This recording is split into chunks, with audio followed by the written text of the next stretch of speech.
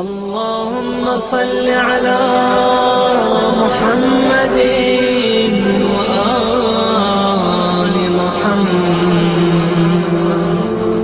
پیغمبر اسلام نے جب اسلام پیش کیا وہاں بھی سیکوینس یہی رکھا تھا، واجبات بعد میں آئے تھے، پہلے حرام تھا، تو ایک مرتبہ دریافت کیا بتاؤ تو حرام کیا، آؤ تعالو آؤ میرے پاس، اتلو علیکم اتلو ما حرم ربکم علیکم، میں تمہارے سامنے بتاؤں کہ میرے رب نے کیا کیا چیزیں حرام کی، اور 9 چیزوں کا نام پیغمبر نے لیا۔ میں پوری آیت اس وقت نہیں پڑھنا چاہتا ہوں، لیکن ان 9 چیزوں میں قتل شامل ہے، اس کے علاوہ کچھ اور بہت بڑے بڑے گناہ شامل ہیں، مگر پہلے 2 جو آئے اس میں وہ بڑے بڑے گناہ نہیں آئے۔ کہا اتل ما حرم ربکم علیکم الا تشرکوا بہ شیئا وبالوالدین احسانا۔ یہ سب سے پہلا اسلام کا انٹروڈکشن، یہ پہلی تصویر ہے جو اسلام کے مکے والوں کے سامنے ڈرا کی جا رہی، یہ پہلا تعارف اسلام سے کرایا جا رہا کہ میرے رب نے پہلا حکم، یہ پہلی چیز یہ نازل کی، پہلی چیز جو حرام کی ہے وہ یہ کی کہ اس کے ساتھ کسی کو شریک نہ کرنا اور والدین کے ساتھ اچھا سلوک کرتے رہنا۔ اسی آیت میں قتل بھی آگے چل کے آیا، اسی آیت میں زنا کا تذکرہ بھی آگے چل کے ہوا، اسی آیت میں شراب کا تذکرہ بھی انڈائریکٹ وے میں آگے ہوا، وہ سب چیزیں بعد میں، پہلا تذکرہ والدین کا۔ اور دوسری بات، جب مسلمانوں نے آ کے دریافت کیا، یہ تو کافروں کی بات، 10 سال گزر گئے اس آیت کو، اللہ کے رسول نے یہ بتایا کہ پروردگار نے کل رات مجھے معراج کے سفر پہ بلایا اور معراج کی کچھ وہ تفصیلات بتائیں جو کافروں کے لیے تھی، یہ جس کے اندر خدا کی قدرت اور اپنے معجزے بتائے، لیکن مسلمانوں نے جو بہت اس وقت لمیٹڈ تھے، گنتی میں آ سکتے ہیں، انگلیوں پہ گنے جا سکتے ہیں، پوچھا اللہ کے رسول مگر اس سفر معراج کے لیے اللہ نے آپ کو بلایا کیوں تھا؟ کافر پوچھ رہے ہیں کہ بلایا کیسے تھا، طریقہ بتاؤ، ہماری عقل قبول نہیں کرتی کہ ایک انسان راتوں رات 7 آسمانوں سے جا کے واپس آ جائے۔ ان کا سوال تھا کیسے، اور مسلمانوں کا سوال تھا مگر وائے، کیوں بلایا، کس لیے گیا آپ کو خاص طور پر؟ اس وقت پیغمبر اس کے 2 جواب دیے، ایک تو میرے مولا کی ولایت کا پہلا کھلا اعلان معراج میں ہوا، مگر اس کے بعد کہا کہ اس معراج کی رات مجھے وہ شریعت دی گئی جس پر تمہیں عمل کرنا۔ اب دیکھیے معراج سے واجبات شروع ہو رہے ہیں، اب تک حرام چیزوں پہ زیادہ زور تھا، کچھ واجبات آئے تھے، لیکن بیسیکلی پہلے 10 سال اسلام میں حرام چیزوں پہ زیادہ زور، یہ خرابی اس کو دور کرو، اس کو دور کرو، اس کو دور کرو۔ اس کے بعد جیسے انسان کہیں پہ بلڈنگ بناتا ہے تو پہلے زمین کی صفائی کرتا ہے، اس کے بعد اس کے اوپر اسٹرکچر کھڑا کیا جاتا۔ کہا کہ پروردگار نے اس رات کو مجھے اس لیے بلایا کہ اب میرے الفاظ میں کوڈ آف لائف دیا جائے، شریعت عطا کی جائے، اب احکامات دیے جائیں۔ اب تک نگیٹو باتیں آ رہی، آج سے پازیٹو باتیں، اور اس کے اندر پیغمبر نے تقریباً 15 چیزیں بتائیں، اپنی زبان سے نہیں، سورہ بنی اسرائیل کی آیتوں کی تلاوت کی۔ مگر اب جو مسلمانوں کا سوال ہے وائے، کیوں بلایا، پیغمبر جواب دے رہے، سورہ بنی اسرائیل کو کوٹ کر رہے، قضا ربک الا تعبدوا الا ایہ وبالوالدین احسانا، یہ شب معراج کی آیت ہے۔ میرے پروردگار نے آج یہ قضاوت کی ہے، آج یہ فیصلہ دیا کہ اس کی عبادت کی جائے اور والدین کے ساتھ احسان کیا جائے۔ اب فرق ذہن میں رکھیے گا، اس وقت 10 سال پہلے کی جو آیت تھی وہ کیا تھی؟ وہ یہ نہیں تھی کہ اللہ کی عبادت کرو، ابھی واجبات نہیں شروع ہوئے، وہ یہ تھا شرک نہ کرو لیکن والدین سے احسان کرو۔ آج 10 سال کے بعد جب شریعت کا پازیٹو حصہ ہمارے سامنے آ رہا، کیا کرنا، وہ تھا کہ کیا چیزیں نہیں کرنا، اب ہے کیا کرنا۔ وہاں قضا ربک لا تعبدوا الا ایہ، تیرے پروردگار کا پہلا فیصلہ یہ کہ عبادت اسی کی کرنا، کسی اور کے آگے سر نہیں جھکانا، وبالوالدین احسانا، اور والدین کے ساتھ نیکی کرنا۔ اور اب اس احسان کی تفصیل بھی آئی، اسی آیت کو آگے پڑھیے، 3-4 آیتیں مسلسل ایک ترتیب سے آ رہی۔ فی الحال وہ میرا موضوع تو نہیں، یعنی وہ ترتیب کے اعتبار سے تقریر کے آخر میں آنا چاہیے، لیکن ایک خلاصہ اس کا بیان کر دوں۔ وَقَضَىٰ رَبُّكَ أَلَّا تَعْبُدُوا إِلَّا إِيَّاهُ وَبِالْوَالِدَيْنِ إِحْسَانًا۔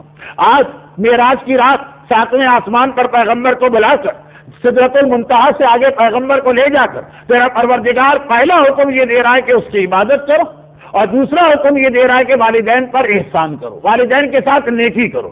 اردو والا احسان نہیں، عربی والا احسان، نیکی کرو۔ اب اسی کے اندر آگے چل کر تقریباً پوری شریعت آ گئی. قتل آگے, زنا آگے, شراب آگے, ناپ تول میں کمی نہ ہو آگے, وہ سارے احکامات بعد میں آ رہے ہیں, مگر ترتیب میں والدین کو حتی یعنی ایون قتل سے بھی زیادہ پہلے رکھا گیا. اور پھر خالی اتنا تذکرہ نہیں, یہ تفصیل بھی بتائی جا رہی. اپنے لیے تفصیل نہیں بتائی کہا بس میری عبادت کرو, والدین کے لیے تفصیل بتائی کہ اگر وہ تمہارے سامنے بڑھاپے کی منزل پہ پہنچے فلا تقل لهما اف, خبردار ان کے سامنے اف بھی نہ کہنا, ولا تنہرهما, اور اس انداز سے چہرہ بنا کے نہ جانا کہ جس سے یہ لگے کہ جیسے تمہیں کوئی چیز بری لگ رہی ہے, ناگوار لگ رہی ہے, نہ زبان پہ کوئی ایسا لفظ آنے پائے, نہ چہرے کے فیس ایکسپریشن ایسے بنے کہ والدین یہ سمجھے کہ شاید تمہیں ان کی کوئی بات بری لگی. اور وَخْفِضْ لَهُمَا جَنَاحَ الذُّلِّ, اور جب بھی ان کے سامنے جاؤ تو اپنے آپ کو زمین پہ بچھا کے جاؤ, جھک کے جاؤ, عاجزی کے ساتھ جاؤ, کوئی تکبر نہ ہو, کوئی عقل نہ ہو, کوئی غرور نہ ہو, کوئی فخر نہ ہو. وَخْفِضْ لَهُمَا جَنَاحَ الذُّلِّ مِنَ الرَّحْمَةِ, اور ہمیشہ ان کے ساتھ رحمت کا سلوک کرنا, اور اس کے بعد یہ کہنا رَبِّ ارْحَمْهُمَا كَمَا رَبَّيَانِي صَغِيرًا. یہ سورہ بنی اسرائیل کی آیت جو شب معراج پیغمبر کو عطا کی گئی, اور ہر وقت خدا سے یہ کہنا کہ خدا بندہ. دیکھیے یہ ریمائنڈ کرایا جا رہا کہ آپ عام زندگی جب انسان بڑا ہو گئے, جب وہ والدین کا محتاج نہ رہا, جب وہ والدین کا محتاج تھا, تو اس وقت اس کو ریئلائز بھی نہیں ہو رہا تھا کہ اگر یہ والدین نہ ہوتے تو ایک مکھی میرے چہرے پہ سے کوئی اڑانے والا نہیں ہے, کوئی مجھے غذا دینے والا نہیں ہے, انہوں نے کتنے احسان میرے اوپر کیے. اب وہ بڑا ہو گیا, اب اس میں طاقت آ گئی, اب اسے والدین کی ضرورت نہ رہی, چنانچہ بہت زیادہ اس بات کا امکان ہے کہ وہ بھول جائے, والدین کے ان احسانات کو بھول جائے جو ویسے تو بغیر دیکھے بھی ہر آدمی کو پتا ہے. تو بار بار زبان پہ یہ دعا ریپیٹ کرائی جا رہی ہے. کون سی دعا؟ پچھلے سال دعا کی مجالس میں نے صحیفہ کاملہ کے حوالے سے بھی ایک بات کہی, اور دوسری دعاؤں کے حوالے سے بھی, کہ بہت ساری دعائیں معصومین کی ایسی جس کا اصل مقصد خدا سے مانگنا نہیں, بلکہ اصل مقصد اسلام کے احکامات ہم کو یاد دلانا ہے, ہماری زبان پہ وہ جملہ جاری کر کے. وہ دعا اصلی دعا نہیں کہ اصلی دعا تو ہے کچھ مانگو, نہیں, وہ دعا صرف اور صرف ہمیں ان اہم ترین مسائل اور احکامات کو یاد دلانے والی دعا. اس میں یہ بھی رب ارحمہما, اگر اصلی دعا ہوتی کہ ہم والدین کے لیے دعائیں مغفرت کر رہے تو اتنا کافی ہوتا کہ خدا بندہ ان پر رحمت نازل فرما. نہیں, کما ربیانی صغیرہ, جس طرح یہ مجھے پالتے رہے. ربیانی وہی لفظ ہے جس سے قرآن شروع ہوتا ہے, الحمدللہ رب العالمین, رب پالنے والا. رب یعنی جس طرح انہوں نے مجھے پالا تھا صغیرہ, جب میں بہت چھوٹا تھا, جب میں بہت کم سن تھا. ذرا آدمی جوان ہوگا, ذرا اس میں طاقت آ جائے گی, وہ یہی سمجھے گا نا کہ میں کبھی کسی کا محتاج نہیں تھا. آدمی کا دماغ کتنے جلدی خراب ہوتا ہے. میں جرنل بات کر رہا ہوں. پیسے آنے کے بعد کیسے اپنے عالم غربت کو بھلاتا, اور مسئلہ حل ہو جانے کے بعد جنہوں نے اس وقت اس کی مدد کی تھی جب یہ پرابلم میں تھا, کتنے جلدی ان کو بلایا جاتا. یہ والی چیزیں جو کہ اگلی حدیث کے اندر والدین کے ساتھ ملائی گئی ہیں, اس لیے تذکرہ کر رہا ہوں. اور اسی طرح کوئی کام مکمل ہو جانے کے بعد کس طرح سے پرانے لوگوں کو نکالا جاتا, یہ ہر جگہ کی کہانی ہے, یہ ہر ملک کی سٹوری ہے, یہ ہر آرگنائزیشن کا طریقہ ہے, یہ ہر مسجد اور امام باڑہ کے ٹرسٹ کا طریقہ کار ہے کہ پرانے لوگوں سے کتنے جلدی جان چھوڑائی جاتی ہے. اب یہاں پر یہ یاد دلانا کما ربیانی صغیرہ, آج تم سمجھ رہے ہو کہ جی تم ہو اتنے طاقتور, تمہیں کوئی ضرورت نہیں ہے کسی بوڑھے باپ اور کسی بوڑھے ماں کی خدمت کی. بھول گئے رب بیانی صغیرہ. ایک دن وہ تھا کہ جیسا میں نے کہا مکھی تک اڑانے کی طاقت نہیں تھی. کون تھا جو راتوں کو اٹھ کے تمہاری دیکھ بھال کرتا تھا؟ یہ دعا کے ذریعے ہم کو یاد دلایا جا رہا, رب ارحمہما کما رب بیانی صغیرہ. اور دعا بھی کون سی دعا؟ ایک جملہ اس وقت اس لیے عرض کر دوں کہ بات قرآن کی آیت کی تشریح میں ایسی بن گئی کہ بعد میں اس کو بیان کرنے کے لیے شاید موقع نہ ملے. میرے چوتھے امام کی ایک بہت ہی مشہور مختصر سی کتاب ہے حقوق, جس میں امام نے 54 ڈفرینٹ حقوق بتائیں جو ایک آدمی کی ذمہ داری لوگوں کو دینا. اس میں جہاں باپ کا تذکرہ, ماں کا تذکرہ ہے, بیٹے کا تذکرہ, تین چیزیں. باپ کا حق کیا, ماں کا حق کیا, اولاد کا حق کیا. تو باپ کے حق اب میں پورا وہ اس وقت نہیں پڑھ رہا ہوں, آگے اگر موقع ملا اتنا وقت رہا تو اس کو پڑھوں گا, لیکن اس کا ایک جملہ کہا. امام فرماتے بس ایک بات ہمیشہ یاد رکھنا, ایک بات ہمیشہ, خاص طور پر ان لوگوں کے لیے جن کی حالت بہتر ہو گئی. مالی اعتبار سے اپنے باپ سے بہتر ہو گئے، تعلیم کے اعتبار سے اپنے باپ سے بہتر ہو گئے، ان کا باپ کسی دیہات اور گاؤں میں رہنے والا تھا، وہ میلبورن اور ٹوکیو نیو یارک میں رہنے والے۔ اب یہ وہ سارے لوگ ہیں نا، یہ چیزیں دیکھ کے آنکھیں پھٹ جاتی، آدمی اپنا ماضی بھولتا، اور اس ماضی کے اندر والدین بھی شامل ہے، چنانچہ ان کو بھی بلایا جاتا۔ کبھی ایسا ہوتا ہے کہ باپ اور ماں کو بھلایا نہیں جاتا، جب ان سے بات کی جاتی تو ایک مرتبہ ان کی باتوں پہ آدمی دل میں ہنستا اور سوچتا ہے کہ ہے نا جاہل مطلق، الف کے نام لٹ بھی نہیں جانتے ہیں، اور میں میلبورن کی فلاں یونیورسٹی کا پڑھا ہوا اور تعلیم حاصل کیا ہوا ہوں، کیا ان سے بحث کروں اور کیا ان سے بات کروں؟ امام فرماتے بس ایک بات ہمیشہ یاد رکھنا، ایک بات ہمیشہ یاد رکھنا، فَإِنَّهُ أَصْلُهُ، تمہاری اصل، تمہاری جڑ، تمہاری فاؤنڈیشن، تمہاری بنیاد وہ لولا ہو لم تکن، اگر وہ نہ ہوتے تو آج تم بھی نہ ہوتے۔ یہ جتنی درود بھیجو محمد والے،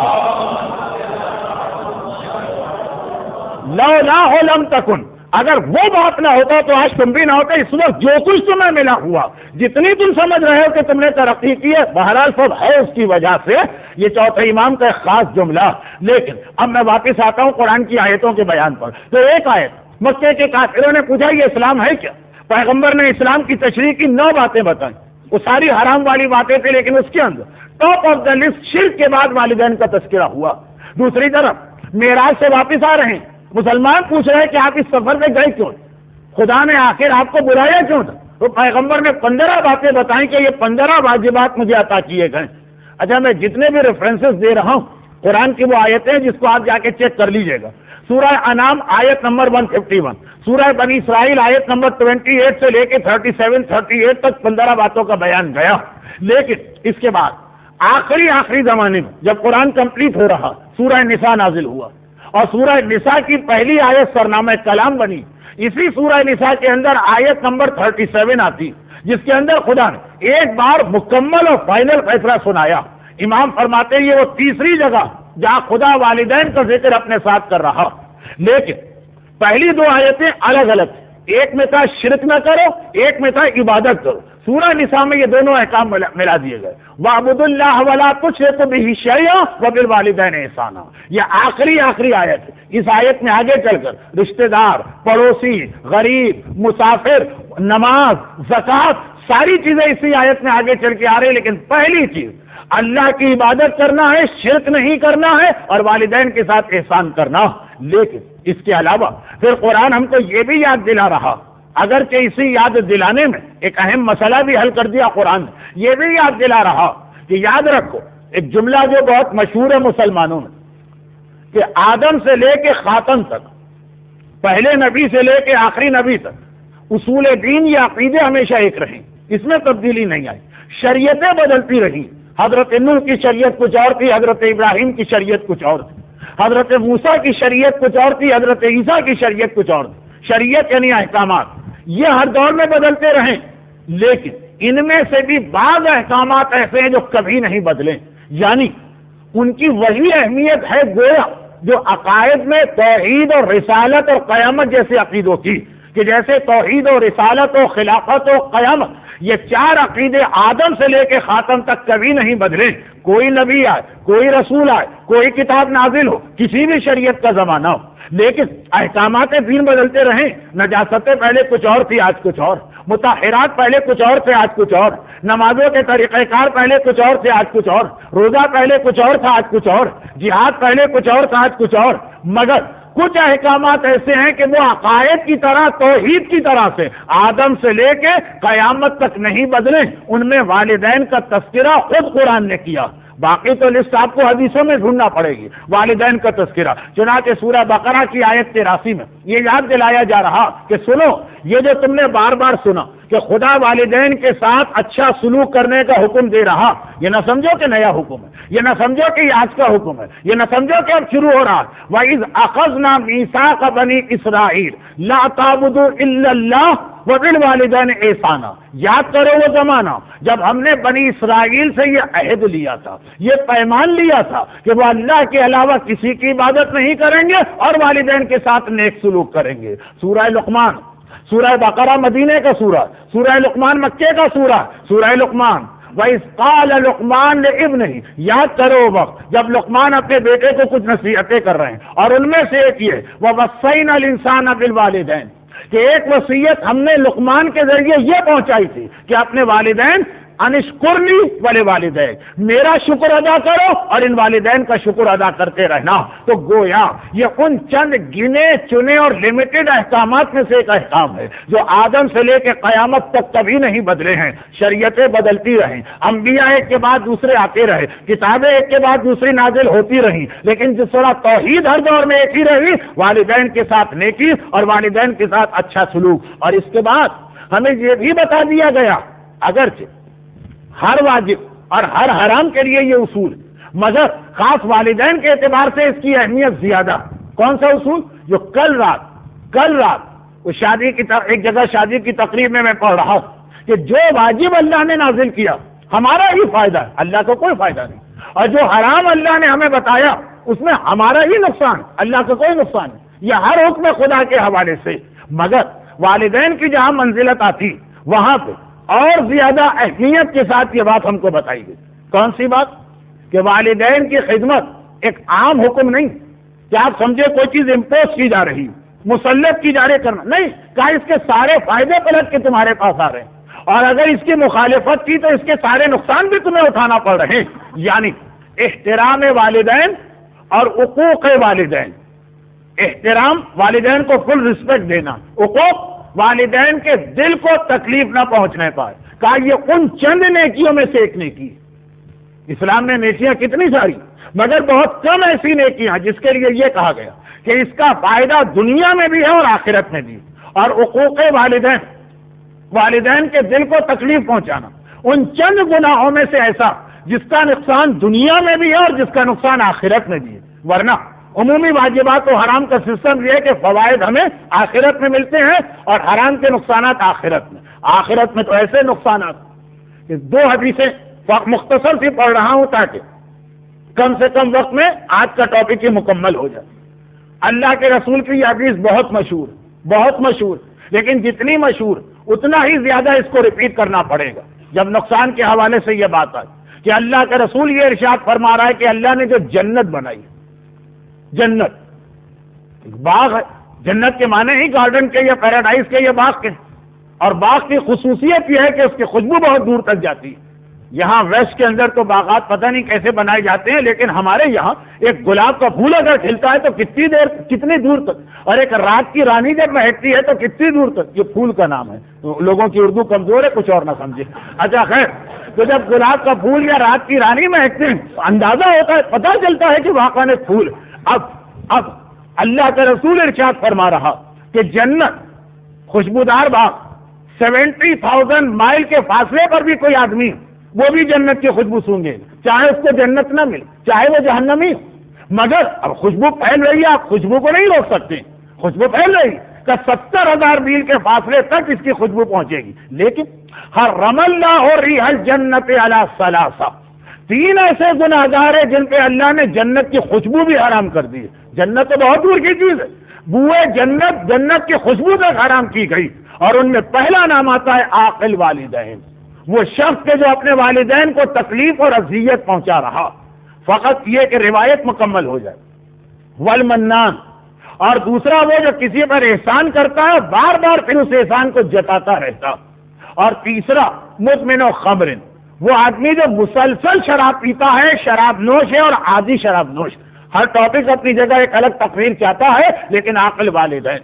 دوسری جانب امام معصوم سے یہ دریافت کیا جا رہا کہ فرزند رسول قرآن کی آیتوں پہ آیتیں ایک چیز بتا رہی، یہی چیز ہے جس کی وجہ سے اصحاب رسول کا ٹائٹل بنا رضی اللہ تعالی عنہ، اور 30ویں پارے کے سورہ بینہ کی آخری آیت یہی ہے، اولئک هم خیر البریہ رضی اللہ تعالی عنہ، جنتی وہ ہیں جن سے اللہ راضی، اور جہنمی وہ ہیں جن سے اللہ ناراض۔ سوال پوچھا گیا، فرزند رسول، یہ جو قرآن نے کرائٹیریا بتایا کہ جنتی وہ ہے جس سے اللہ راضی رضی اللہ تعالی عنہ، اور جہنمی وہ ہیں جن سے اللہ ناراض، تو کوئی ایسا طریقہ ہے کہ اس دنیا میں ہم کو پتہ چل جائے کہ اللہ کس سے راضی ہے اور کس سے ناراض۔ اب یہ ایک ایسی چیز ہے کہ دوسری طرف قرآن یہ بھی کہتا ہے یوم تبلی السرائر، قیامت کے دن یہ راز کھولے جائیں گے، دنیا میں پتہ نہیں چل سکتا ہے کس سے اللہ راضی ہے کس سے اللہ ناراض۔ قیامت، یہ سورہ قیامت کی آیت ہے جس میں قیامت کا کیریکٹرسٹک بتایا جا رہا، یوم تبلی السرائر، جس دن راز کھولے جائیں گے. تب سوال کرنے والا بھی یہ سمجھ رہا کہ میں نے سوال تو کر لیا لیکن مجھے جواب یہی ملے گا کہ اے شخص تو نے ایک ایسی بات پوچھی ہے جو قیامت سے پہلے کسی کو پتا نہیں چل سکتی. کیسے پتا چلا کہ کس سے اللہ راضی ہے اور کس سے اللہ ناراض, کس کو جنت مل چکی ہے کس کو جہنم مل رہی ہے. مگر خود سوال کرنے والا تو حیران ہو گیا. سارا مجمع ایک مرتبہ جیسے حیرت کے اندر آ گئے, شوق لگا جیسے. جب امام نے کہا بہت ہی آسان ہے, جو بچے کہتے ہیں نا ویری ایزی, امام نے کہا بہت ہی آسان ہے یہ چیز کا فیصلہ کرنا, یہ بتا دینا. مولا آسان, ہم تو سمجھ رہے تھے کہ امپاسبل چیز ہے. اللہ تو یہ چیزیں چھپا کے رکھتا, اس لیے کہ مزاحیز کے اندر کہ ایک چیز کا سسپینس رہے, قیامت کے دن پتا چلے. اور آپ کہہ رہے بہت آسان ہے. کہا کہ ہاں, کس کے بارے میں پوچھنا کہ اللہ اس سے راضی ہے کہ ناراض, جس کے بارے میں پوچھنا جا کے اس کے والدین سے پوچھ لو. اگر والدین کہتے ہم اپنے بیٹے سے یا اولاد سے راضی ہے, سمجھ لو اللہ بھی راضی. اور اگر وہ کہتے کہ ہم ناراض ہیں تو سمجھ لو کہ اللہ بھی اس سے ناراض. اس لیے کہ اللہ ہر گناہ معاف کر سکتا, مگر ایک شرک معاف نہیں کرتا اور ایک والدین کو اذیت دینا معاف نہیں کرتا. حضرت موسیٰ کا جو مشہور واقعہ ہے وہ امام نے یہیں پہ کوٹ کیا. حضرت موسیٰ پروردگار عالم سے سوال کر رہے, خدا بندہ اینا صدیقی شہید, خدا بندہ میرا وہ دوست جو میدان جہاد میں شہید ہوا, شہادت اور جہاد بھی ہر نبی کے زمانے میں تھا. خدا بندہ میرا وہ دوست اینا صدیقی, میرا دوست الشہید جو راہ خدا میں شہید ہوا تھا, وہ کہاں؟ اب حضرت موسیٰ کا مقصد یہ پوچھنا تھا کہ جنت کے کون سے گریڈ میں, اور وہاں سے جواب ملا کہ اے موسیٰ وہ جہنم کے سب سے آخری درجے میں. چونکہ حضرت موسیٰ وہ نبی ہیں کہ جن کے اللہ سے ڈائریکٹ بات ہوتی تھی, بیچ میں کسی فرشتے کی ضرورت بھی نہیں ہوتی تھی. چنانچہ حضرت موسیٰ گھبرا گئے, شوق پہنچا کہ خدا کی طرف سے جواب آ رہا ہے, کہیں میرے کانوں کو تو غلط فہمی نہیں ہوئی سننے. خدا بندہ میں اپنے شہید دوست کے بارے میں پوچھ رہا ہوں. جواب آیا اور اے موسیٰ میں بھی تیرے شہید ہی دوست کے بارے میں جواب دے رہا ہوں. تو خدا بندہ شہید تو وہ ہوتا کہ ادھر اس کے خون کا پہلا قطرہ زمین پہ گرتا, اس کے سارے گناہ معاف ہو جاتے ہیں, فوری طور پہ وہ جنت میں لے جایا جاتا. یہ میں نے کیا سنا, کہا کہ اے موسیٰ مگر یہ اس شہید کی بات ہے جس کی شہادت کو ہم قبول کریں, اور جس نے اپنے والدین کو ناراض کر کے اس دنیا کو چھوڑا, اس کا کوئی عمل قبول نہیں, چاہے وہ شہادت ہی کیوں نہ ہو, چاہے وہ راہ خدا کا جہاد ہی کیوں نہ ہو, چونکہ اس کے والدین اس سے ناراض تھے. بلکہ ہمارے سامنے تو وہ روایتیں آتی, یہاں تو موسیٰ خالی انکوائری کر رہے ہیں نا, وہاں تو رحمت للعالمین اللہ کا رسول سرہانے کھڑا ہے اور منع کر رہا. یہ اتنی مشہور روایت کہ ہماری تقریباً ہر کتاب میں اس روایت کو ریپیٹ کیا گیا. رحمت للعالمین ہے پیغمبر, مومن تو مومن, کافر تک کے لیے اللہ کا رسول مدد کرنے کو تیار ہو جاتا, مگر یہاں منع کر رہے. کب؟ جب ایک نوجوان مسجد النبوی کے دروازے پہ آیا. اگر آپ نے مسجد النبوی کی زیارت کسی ایسے آدمی کے ساتھ کی ہے جو مسجد کی تاریخ جانتا تو آپ کو بتایا گیا ہوگا, ورنہ ویسے میں بہت مختصراً ایک اشارہ کروں کہ مسجد النبوی میں رسول اللہ کو ہر وقت لوگ گھیرے میں لے کے بیٹھتے تھے. اور ہوتا کیا تھا کہ جو آدمی آ رہا ہے فرسٹ کم فرسٹ بیسس کے اوپر, جو پہلے آیا پہلے وہ اپنا سوال کرے گا, بعد والا بعد میں کرے گا. مگر کبھی کوئی آدمی ایسی کسی ایمرجنسی میں آتا, اس کو اگر کیو میں کھڑا کر دیا جائے تو جب تک کہ اس کی باری آئے گی اس کا مسئلہ ہی ختم ہو جائے گا. مثلا کسی کا بیٹا مر رہا اور اسے پیغمبر سے فوری طور پہ دعا کروانا, کیوں تو ہر وقت لمبی. تو ایک خاص دروازہ مسجد نبوی میں فکس کیا گیا. مسجد کے اندر کئی دروازے, ایک خاص دروازہ تھا, کہا گیا تھا یہاں سے کوئی نہیں آئے گا, وہی آئے گا جو کسی ارجنٹ میٹر کو اور کسی ایمرجنسی میں آ رہا, اس کا وہاں سے آنا یہ کافی ہے پورے مجمع کو بتانے کے لیے کہ اس کے لیے راستہ چھوڑ دو. وہی نوجوان اسی دروازے سے آئے اور آنے کے بعد کہا اللہ کے رسول اس وقت ہم اس منزل پہ آ گئے ہیں کہ اپنے سگے بھائی کی موت کی دعا مانگ رہے ہیں.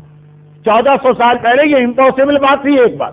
دوسری بات, عرب کے ٹرائبل ماحول میں یہ اور زیادہ مشکل بات ہے کہ بھائی کی موت کی دعا مانگے, لیکن خالی اپنی بات نہیں کر رہا, پوری فیملی کی بات کر رہا. اب دیکھیے اتنا زیادہ اس وقت وہ پریشان اور گھبرایا ہوا کہ بولنا کچھ چاہتا ہے, زبان پہ کچھ آ رہا ہے, آدھی بات کہہ رہا ہے, بیچ سے بات شروع کیے دے رہا. اللہ کے رسول اسے پوچھتے مسئلہ کیا؟ کہا کہ میرا بھائی اس وقت سکرات موت کی کیفیت میں.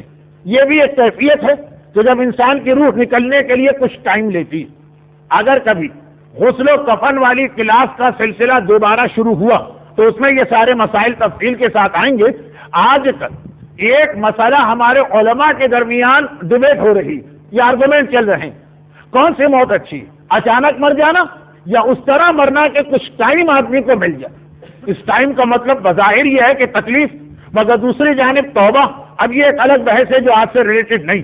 بہرحال پہلے زمانے میں خصوصیت کے ساتھ یہ ہوتا، اور آخری زمانے کی جو نشانیاں بتائی گئی علائم الظہور، اس میں بھی ٹاپ آف دا لسٹ یہ نشانی کہ آخری زمانے کی خرابیوں میں خرابی یہ کہ اچانک موت ہوا کرے۔ اچھا اس کو رکھیے ایک طرف کی، ایک الگ موضوع۔ اصل مسئلہ اللہ کے رسول میرا بھائی سکرات کے عالم میں آخری وقت روح نکلنے سے پہلے جو تکلیف کا مرحلہ ہوتا، مگر 3 دن ہو گئے، 3 دن، اور نہ اس کی روح نکلتی ہے نہ واپس بدن میں آتی۔ اتنی شدید تکلیف اور پین ہے کہ اب تو ہم دعا کر رہے ہیں کہ خدا اس کو موت دے دے، تکلیف سے تو نجات پائے گا۔ گھر سے تھوڑا بہت کینسر کے آخری سٹیج کے مریض کی جو تکلیف دیکھی ہے جنہوں نے، ان کے دل میں بھی یہ خیال کبھی کبھی آتا، کسی ظلم یا بے رحمی کی وجہ سے نہیں، اس مریض کی حالت کو دیکھ کر۔ مگر یہ تو بہت ہی زیادہ ایکسٹریم والا کیس۔ تو اللہ کے رسول آپ رحمت للعالمین، میں آپ کا کلمہ گوں، آپ چل کے ذرا اس مسئلے کو حل کیجیے، دعا کیجیے۔ پیغمبر چلے، کمرے میں انٹر ہوئے جہاں پہ یہ نوجوان، واقعاً دیکھا اس کی حالت، وہ آنکھیں پھٹی ہیں اور ہاتھ پاؤں مڑے ہوئے ہیں اور تکلیف کی شدت سے زبان لٹک کے سینے پہ آ گئی، بہت ہی حالت دیکھ کے لگ رہا ہے کہ بہت ہی زیادہ تکلیف اور پین میں۔ پیغمبر نے اس کی حالت دیکھا اور اس کے بعد واپس ہوا۔ وہ جو لے کر آیا تھا چھوٹا بھائی گھبرا کے کہتا آپ کہاں جا رہے ہیں؟ کیا اس مرنے والے کی حالت یہ بتا رہی ہے کہ اس نے ایک گناہ کیا؟ یہ والی تکلیف، ایسی شدید تکلیف، اور 3 دن مسلسل صرف ایک گناہگار پہ آتی، اور جو گناہگار کی یہ حالت، اس گناہگار کے حق میں ہم بھی دعا نہیں کیا کرتے۔ گھبرا کے کہتا ہے اللہ کے رسول کون سا گناہگار؟ کہا تیرے بھائی کی حالت یہ بتا رہی ہے کہ یا اس کا باپ اس سے ناراض ہے یا اس کی ماں اس سے ناراض۔ چونکہ کہا اللہ کے رسول یہ تو آپ نے صحیح کہا، مگر یہ ہمارے خاندان کا ایک ایسا میٹر تھا جو کسی کو نہیں معلوم، کہا اس کی حالت بتا رہی ہے۔ تو اللہ کے رسول لیکن اس کو اس تکلیف سے تو نجات دلائیے۔ کہا میں اس معاملے میں انٹرفیئر نہیں کروں گا۔ کر سکتے ہیں پیغمبر، اتنا اختیار رکھتے ہیں، لیکن نہیں کروں گا۔ ماں ہی اگر آ کے اسے معاف کرے تو ٹھیک، وہ اپنی ماں کو بلا کے لائے۔ کون ماں اپنے بیٹے کی حالت دیکھے، لیکن پتہ نہیں اس بیٹے نے کیا زیادتی اور ظلم کیا تھا کہ اس ماں کا دل پھٹ گیا۔ اس نے حالت دیکھی کہ الحمدللہ مجھے اطمینان ہوا کہ اللہ نے میری فریاد سن لی۔ پیغمبر کہتے ہیں کہ تو اس سے ناراض ہے؟ کہ 6 سال ہو گئے میں نے اس سے بات نہیں کی۔ پیغمبر فرماتے ہیں جب تک کہ تو ہاں نہیں کرے گی یہ عذاب دور نہیں ہوگا۔ کہا میں بالکل تیار نہیں، جو کچھ اس نے میرے ساتھ بدتمیزی کی اور انسلٹ کی اور زیادہ اس کے ساتھ ہونا چاہیے۔ اب ایک چھوٹا بھائی کہنے لگا اللہ کے رسول میری ماں تو ضد میں آ گئی، آپ ہی کچھ اس کے حق میں دعا کریں۔ کہا نہیں، کیونکہ اس وقت پیغمبر کا اس کے حق میں دعا کرنا ایک دروازہ کھول دینا ہے ہر گستاخ کے لیے کہ ماں باپ کی خود توہین کرے، آخر میں جا کے کہے کہ میری بخشش کروا دی۔ کروا سکتے ہیں پیغمبر، النبی اولی من المؤمنین بانفسہم، مگر ایک ایسا پیٹرن نہیں رکھنا ہے اسلام کے اندر۔ کہا کہ میں نہیں کر رہا ہوں دعا، ایک ہی طریقہ ہے ماں سے راضی کر۔ کہا آپ ہی راضی کیجیے۔ پیغمبر نے کہا اچھا ایک طریقہ، لکڑیاں لے کے آ۔ پہلے زمانے میں گھروں کے اندر چولہے کے لیے لکڑیاں جلائی جاتی تھی، ہر گھر کے اندر وہ اس کا اسٹاک ہوتا، لکڑیاں لائی گئی۔ پیغمبر نے کہا آگ لے کے آ، آگ لائی گئی۔ اب ماں کو بڑی حیرت کہ میرا بیٹا مر رہا ہے، گھر والے جمع، یہ لکڑیاں، یہ آگ یہاں کس کو جلائیں؟ کہا اللہ کے رسول یہ آپ کس کو جلا رہے؟ کہا تیرے بیٹے کو۔ اب گھبرا، کہا جسے میں نے اتنی زحمتیں برداشت کر کر کے پالا، جس کے لیے راتوں کو میں ساری رات جاگتی، ذرا سی اسے چھینک آ جاتی تھی اس سے زیادہ میں بیمار پڑ جاتی، جس کے بدن میں ذرا سا کانٹا چبھے میں برداشت، آپ اسے جلا کے راکھ کر دیں گے؟ کہا یہ تو دنیا کی آگ میں جلا رہا ہوں، جب تو اپنے بیٹے کو اس سے زیادہ سخت آگ میں جلانے کو تیار، تو مجھ سے کیا شکوہ کر رہی؟ گھبرا کے کہا اے اللہ کے رسول کیا خالی یہ تکلیف نہیں ہوگی، اب یہ جہنم میں بھی جلے گا؟ کہا ہمیشہ ہمیشہ کی جہنم میں جلے گا۔ کہا میں نے معاف کیا، میں نے معاف کیا، میں نے معاف کیا۔ جیسے ہی یہ کہا اب وہ چھوٹا بھائی پیغمبر کی جانب مڑا، اللہ کے رسول اب تو دعا کر دیجئے۔ پیغمبر نے کہا اب دعا کی ضرورت کیا رہی، دیکھ اپنے بھائی کی حالت۔ اور اب جو پلٹ کے دیکھا تو انتہائی اطمینان اور سکون کے عالم میں نظر آیا، اور آنکھیں کھول کے کہتا کہ ایک اتنا سخت عذاب پروردگار نے میرے اوپر بھیجا، مگر جیسے ہی میں نے اپنی ماں کی آواز سنی، نہ میں اس دنیا میں ہوں نہ اس دنیا میں ہوں، اس وقت یہ بیچ کے اندر، جیسے ہی میرے ماں کی آواز سنی، معاف کیا معاف کیا معاف کیا، ویسے ہی میں نے دیکھا کہ وہ یہاں سے چلا جا رہا۔ تو اب رحمت للعالمین پیغمبر سرانے کہہ رہے ہیں لیکن اگر یہ گناہگار ماں کا گناہگار تو میں بھی اس کے حق میں دعا کرانے کو تیار نہیں ہوں۔ حتیٰ وہ دعائے مشلول مولا نے اسی وقت دی تھی اس بیٹے کو، جب مسئلہ دعائے مشلول کا واقعہ میں پہلے بھی پڑھ چکا ہوں اور ہر پڑھا لکھا آدمی جانتا۔ فوراً میرے ذہن میں خیال ہے کہ لوگ کہیں گے لیکن دعائے مشلول میں تو مولا نے اس کا گناہ معاف کروایا۔ وہاں بھی دو مسئلے، پہلا مسئلہ یہ تھا کہ باپ ماں دونوں مر چکے تھے، اب کوئی راستہ ہی نہ رہا تو یقیناً امام بیچ میں آتے ہیں۔ اس نے بھی یہ نہیں کہا کہ میں معاف کرا دیتا ہوں، کہ یہ دعا تجھے پڑھنا پڑے گی۔ تو نبی اور امام بھی جو ماں اور باپ کے حوالے سے گستاخ ہوتا ہے اس کے مسئلے میں انٹرفیئر نہیں کرتے، بلکہ اگر یہ جملہ توہین نبوت نہ بنے تو میں کہہ دوں کہ اگر اس مسئلے میں کبھی نبی، امام تو میں نہیں کہتا، کبھی نبی ان کا طریقہ کار بھی ایسا ہو جو باپ اور ماں کی انسلٹ مانا جائے تو خدا اس نبی کے اوپر بھی عذاب تو نعوذ باللہ نہیں لاتا ہے، لیکن اسے پرابلم میں ضرور ڈالتا ہے۔ حضرت یوسف حضرت یعقوب کے بیٹے، یعقوب اسحاق کے بیٹے ہیں، اسحاق ابراہیم کے بیٹے۔ حضرت یعقوب ہی کا دوسرا نام اسرائیل، ان کی اولاد بنی اسرائیل کہلاتی۔ مگر یہ روایتوں میں ہے کہ اتنا اہم نبی جس کے اوپر قرآن کا ایک پورا سورہ آ گیا، جب آخر میں مصر کے بادشاہ بن گئے یا وزیر اعظم بن گئے، اور وہ وقت آیا کہ بوڑھے باپ کو اپنے بیٹے کی قمیض کی خوشبو آئی اور اس کے بعد وہ قمیض کو آنکھوں سے لگایا تو نور بصر واپس آ گیا، آنکھوں کی روشنی واپس آ گئی۔ تو ایک مرتبہ تڑپ کے اپنے دوسرے بیٹوں سے کہا کہ مجھے اپنے یوسف سے ملنا، مجھے لے کے چلو۔ یہ سب لوگ لے کے آئے۔ حضرت یوسف کو اطلاع ملی کہ آپ کا پورا خاندان اور آپ کی پوری فیملی انکلوڈنگ آپ کے پیرنٹس وہ آپ سے ملنے آ رہے ہیں۔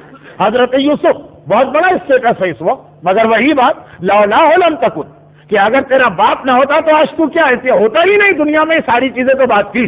حضرت یوسف باہر آئے۔ اب باقاعدہ نہ صرف یہ ہے کہ اس وقت مصر کے پرائم منسٹر، بلکہ بڑی عزت ہو چکی تھی اس قحط والے واقعے کی وجہ سے، ساری قوم کو بچا لیا تھا۔ جب باہر آ رہے ہیں تو فل ان کو پروٹوکول دیا جا رہا، دیکھا کہ سامنے سے میرا باپ اور میری ماں دوڑے دوڑے چلے آ رہے ہیں، وہ خود ایک نبی، اور ان کے پیچھے میرے دیگر بھائی۔ حضرت یوسف نے اپنے باپ کو آقا دے گھوڑے پر بیٹھے بیٹھے جھک کے سلام کیا، باپ نے سلام کا جواب دیا، اور عین اس وقت حضرت یوسف نے دیکھا کہ میرے سیدھے ہاتھ کی ہتھیلی سے ایک نور نکل کے آسمان کی جانب گیا، باقاعدہ جیسے ایک روشنی، ایک نور جاتا۔ گھبرا کے کہا جبرائیل یہ کون سا نور تھا؟ جبرائیل اسی وقت آئے، کہا کہ اے اللہ کے نبی، یہ نبوت کا نور تھا جو اللہ نے آپ کے جسم میں رکھا تھا اور اس کے بعد آپ کی اولاد میں منتقل ہوتا، لیکن اس وقت یہ نور آپ سے واپس لے لیا گیا۔ گھبرا کے کہا خدا بندہ آخر یہ نور نبوت دے کر کیوں لیا گیا؟ یہ نہیں کہ نبی سے ختم ہو گئی، یہ نبی رہے اولاد میں نہیں جائے گا۔ ان کے چھوٹے بھائی لاوی تھے، ان کی اولاد میں نور نبوت منتقل ہوا، حضرت موسیٰ انہی کی اولاد میں۔ لیکن حضرت یوسف کی کمپلین، کہا یوسف اب اتنے بڑے بن گئے کہ تمہارا بوڑھا باپ تمہارے پاس آیا تو گھوڑے سے اترنے کو تیار نہیں ہو رہے، ٹھیک ہے گھوڑے پر جھک کے سلام کیا، لیکن پروردگار کو یہ پسند نہیں آ رہا کہ بوڑھا باپ زمین پہ کھڑا ہے، جوان بیٹا وزیر اعظم صحیح احترام بھی کر رہا جو کچھ، لیکن گھوڑے سے کیوں نہ اترا؟ کہا کہ اے یوسف دیکھیں یہ گناہ نہیں، یہ حرام نہیں، لیکن پروردگار کو اتنا برا لگا یہ عمل جس کو ہم کہتے ہیں ترک اولا۔ نبی گناہ نہیں کرتا، ترک اولا۔ نور نبوت حضرت یوسف سے چھین لیا گیا۔ یہی وہ منزل، وہ پہلا واقعہ تھا عذاب آخرت کا، یہ واقعہ ہے دنیاوی نقصانات کا۔ یہی وہ منزل ہے جہاں ہمارے سامنے پیغمبر کی ایک حدیث آ رہی، فرماتے ہیں کہ 3 نیکیاں ایسی کہ جو آدمی یہ 3 نیکیاں کرے گا پروردگار اس کا اجر اور ثواب اس دنیا میں دے گا، پورا دے گا اور بھرپور طریقے سے دے گا۔ اور ان میں سے پہلی نیکی کی والدین کی عزت اور احترام، اور کہا 3 گناہ ایسے کہ اللہ اس گناہگار کو عذاب دینے میں اتنی جلدی کرتا ہے کہ آخرت کا بھی انتظار نہیں کرتا، بلکہ اسی دنیا کے اندر اس پہ عذاب نازل کرتا۔ اور ان میں ہے پہلا، دونوں جگہ پہلا ہے عاقل والدین، اپنے والدین کو تکلیف اور اذیت پہنچانے والا۔ اس کے حوالے سے بھی مجھے بہت ساری باتیں عرض کرنا تھی۔ سورہ بقرہ کو بقرہ کیوں کہتے ہیں؟ گائے والا سورہ، مگر یہ گائے والے واقعے کے اندر گائے والے واقعے کے اندر احترام والدین کا کتنا بڑا پیغام موجود، یہی تو ہے نا گائے والے واقعہ۔ سورہ بقرہ کی آیتیں دیکھ لیجئے گا، تفصیل موجود۔ میں صرف اس لیے کہہ رہا ہوں کہ قرآن کریم کا آغاز الحمد کے بعد سورہ بقرہ سے، سورہ بقرہ، سورہ نساء، سورہ انعام، سورہ بنی اسرائیل، سورہ لقمان، سورہ عنکبوت، آیتوں پر آیتیں آ رہی ہیں کہ ڈائریکٹ کہیں ڈائریکٹ والدین کا تذکرہ۔ ابھی میں حدیثوں کی جانب تو گیا ہی نہیں، لیکن ایک مختصر سا واقعہ فقط اس لیے عرض کرنا کہ وہ حضرت یوسف کی بے احتیاطی تھی اور یہ امام معصوم کی احتیاط. سورہ بقرہ کیونکہ مشہور واقعہ ہے، صرف اتنا جملہ میں نے کہا وہ کافی کہ یہ بقرہ کا سارا واقعہ اس لیے پیش آیا کہ پروردگار اس بیٹے کو نوازنا چاہتا تھا جس نے باپ کا احترام کیا. ادھر اگر نبی وقت نے باپ کا احترام نہ رکھا تو خدا نے نور نبوت چھین لیا، اور ادھر بنی اسرائیل کے کام سے نوجوان نے باپ کا احترام کیا تو خدا نے اسے اتنا نوازا کہ اسے دولت دنیا میں ملی سورہ بقرہ کی شکل میں، قیامت تک اس کا تذکرہ بھی ہر ایک کو یاد ہو گیا. اور یہی احتیاط کا تقاضا کہ جب لوگوں نے ایک سوال کیا، بہت مختصر اپنے بات کر رہا ہوں اس لیے کہ اس تقریر کا آخری حصہ بہت اہم، یہ ساری باتوں کے بعد ایک آخری حصہ بھی، اتفاق سے وہ آخری حصہ بھی سورہ انعام ہی کی ایک مشہور آیت کے حوالے سے. اسے اگر میں آج چھوڑ دوں گا تو بات نامکمل رہ جائے گی. گھر کے دو آخری باتیں ہیں مگر زیادہ اہم سورہ انعام والی ہے، پھر اگر وقت ملا تو دوسری بات بھی بتاؤں گا. یہ آخری تقریر کے آخری مرحلے پہ آ گیا ہوں.